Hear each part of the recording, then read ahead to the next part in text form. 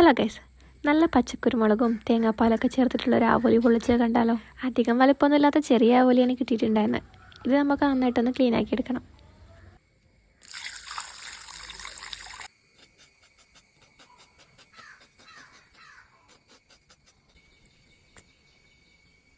പൊരിക്കുമ്പോൾ മസാലയൊക്കെ നല്ലോണം പിടിക്കാൻ വേണ്ടിയിട്ട് രണ്ട് സൈഡിലും മെല്ലൊന്ന് വരങ്ങി കൊടുക്കണം.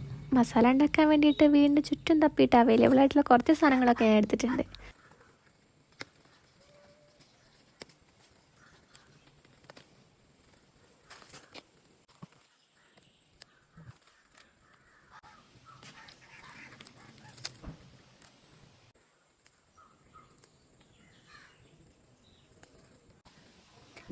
ഫസ്റ്റ് സ്റ്റെപ്പായിട്ട് നമുക്ക് ഈ ആവോലിക്കൊന്ന് ചെറുതായിട്ട് ഷാലോ ഫ്രൈ ചെയ്തെടുക്കണം.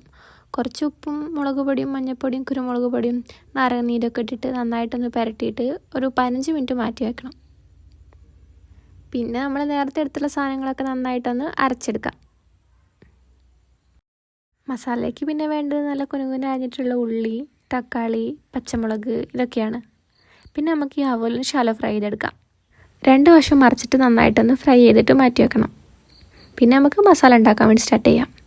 കുറച്ച് വെളിച്ചെണ്ണ ഒഴിച്ചിട്ട് അതിലേക്ക് ഉള്ളിയും പച്ചമുളക് ഇട്ടിട്ട് നന്നായിട്ടൊന്ന് വാട്ടിയെടുക്കാം.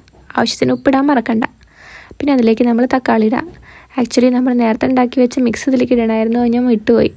അപ്പോൾ നേരത്തെ ഉണ്ടാക്കി വെച്ചിരിക്കുന്ന മിക്സും പിന്നെ കുറച്ച് കളറിന് വേണ്ടിയിട്ട് കാശ്മീരി ചില്ലി പൗഡറും കുറച്ച് ജീരകപ്പൊടി ഇട്ടിട്ട് നന്നായിട്ടൊന്ന് മൂപ്പിച്ചെടുക്കാം. പിന്നെ ലാസ്റ്റിലേക്ക് നമ്മൾ എടുത്ത് വെച്ചിരിക്കുന്ന തേങ്ങാപ്പാലൊടി ഒഴിച്ചിട്ട് ഒരു 5 മിനിറ്റ് വേവിക്കാം. അപ്പോൾ മസാല സെറ്റ് ആയിട്ടുണ്ട്. ഇനി നമുക്കിതിൽ പിന്നെ ഇലേൻ്റെ മുകളിൽ കുറച്ച് മസാല വെച്ചിട്ട് അതിൻ്റെ മുകളിലേക്ക് മീൻ വെച്ചിട്ട് പിന്നെ മസാല വെച്ചെടുക്കാം. എന്നിട്ട് ഇല നന്നായിട്ടൊന്ന് പൊതിഞ്ഞെടുക്കാം. ഇതിന് നമുക്ക് കുറച്ച് വെളിച്ചെണ്ണയിൽ നിന്ന് വാട്ടിയെടുക്കണം. 2 സൈഡും മറിച്ചിട്ടൊന്ന് വാട്ടിയെടുക്കാം. അപ്പോൾ അത്രയേ ഉള്ളൂ, നമ്മുടെ സാധനം ഇവിടെ റെഡി ആയിട്ടുണ്ട്. കാണുന്നതിനേക്കാൾ അടിപൊളിയാണ് കഴിക്കാൻ. അപ്പോൾ എല്ലാവരും ഒന്ന് ട്രൈ ചെയ്ത് നോക്കുക.